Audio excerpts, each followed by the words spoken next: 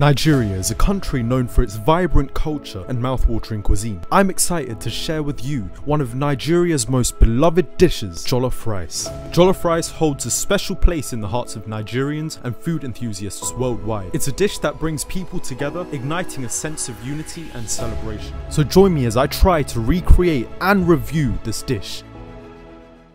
So I jumped in my car and quickly ran over to Tesco and grabbed all the ingredients necessary to complete this dish. So I was actually following a recipe. I'll leave that in the description below if any of you guys want to follow it. So I got my ingredients, came back home, and I'll be honest guys, I was actually really excited to cook this dish. I had extremely high hopes for this because everyone I've spoken to jollof rice about, they've always gassed it up so much. Never have I heard a single person complain about jollof rice. So the bar was set very high to begin with. So starting with our ingredients, we had 3 bell peppers, 5 tomatoes, 2 Scotch bonnet chilies, and half an onion. For the jollof rice seasoning, we have bay leaves, curry powder, Maggi bouillon cubes, salt, thyme, garlic puree, tomato paste, and chicken stock. And for the rice, I used long grain rice. So I wanted to pair the jollof rice with some incredible chicken thighs. When it came to seasoning it, I just slapped everything together and hoped it turned out alright. And so this part was a bit of a freestyle, but I did equal parts of salt, pepper, garlic, paprika, cayenne pepper, chili flakes, mixed herbs, and ginger. So yeah, the chicken was a bit of a freestyle, but thankfully it paid off because it actually tasted really nice. So after I was done seasoning, I mixed it all together, slapped it onto the chicken, and let it marinate for about 2 hours. And this felt like the longest 2 hours of my life because at this point I was hungry and I was ready to eat. Okay guys, next step was preparing the tomato and pepper mix. So I was just chopping down my vegetables, my peppers, my tomatoes, and my onion, and everything was going well until I cut into the Scotch bonnet chili. I was a good 50 centimeters away from it as well, and it still had the decency to enter straight into my nostrils and attack me from the inside. After a near-death experience and 5 minutes of recovery, I decided it was time to blend all my ingredients together. So when I was blending it all together, I can't lie, I filled it up way too much. I wanted to work smart, but in this instance, it actually set me back 15 minutes. I had to endure 15 minutes worth of cleaning because of this mistake. This is a perfect example of why you should take things slow in life. And jollof rice is one of those things that you should take your time with. So now it was time to boil down the tomato and pepper mix. This ended up taking like 50 minutes. So I decided to multitask while that was boiling down. So I was cutting my onions. I was getting ready to fry them whilst the tomato and pepper mix was boiling down. So I turned the heat on, slapped some sunflower oil in, and I started cooking the onions once the oil had heated up. After about 5 to 6 minutes, they were pretty much done. And after this, what I did was I added the tomato paste and a bit of puree as well, and I vigorously stirred for 20 minutes straight until my hand couldn't take it anymore. As you can see, my sister, she took over for a bit,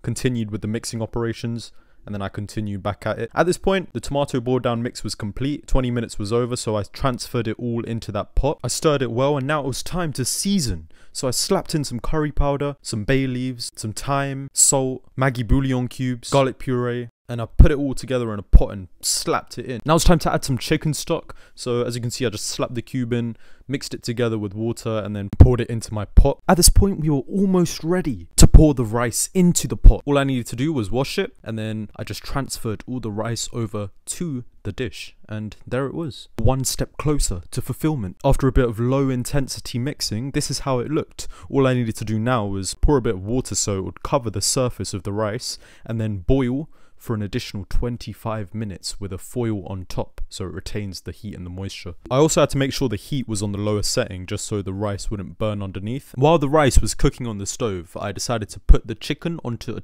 foil tray to put into the oven. I cooked it for 35 minutes at 210 Celsius. So as you can see here, I'm just preparing a bit of tomatoes and onions to go along with the jollof rice and the chicken. This was the moment of truth. 25 minutes in. Is it ready? Is it complete? Is it cooked? It wasn't cooked. I had to cook it for an additional 10 minutes. 10 minutes later, this was the finished product. How beautiful. Called my sister over. She was ready to eat, and this was the reaction. Live reaction. Careful, it's hot. This was the moment of truth. Will the Nigerian jollof rice live up to our expectations?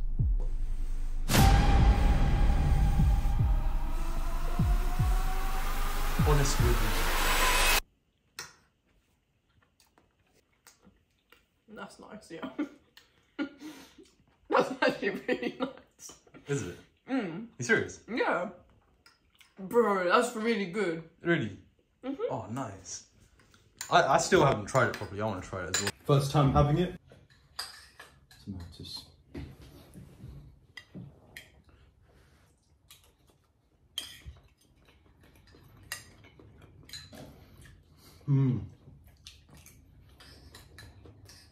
That's nice.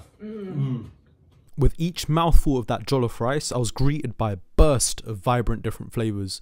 The rice, it was perfectly cooked and it was infused with all the aromatic spices and it tasted absolutely gorgeous. I hope you guys enjoyed this video. If you did, please like, comment and subscribe. As you can see, we completely consumed 100%. That is all from me and thank you for watching.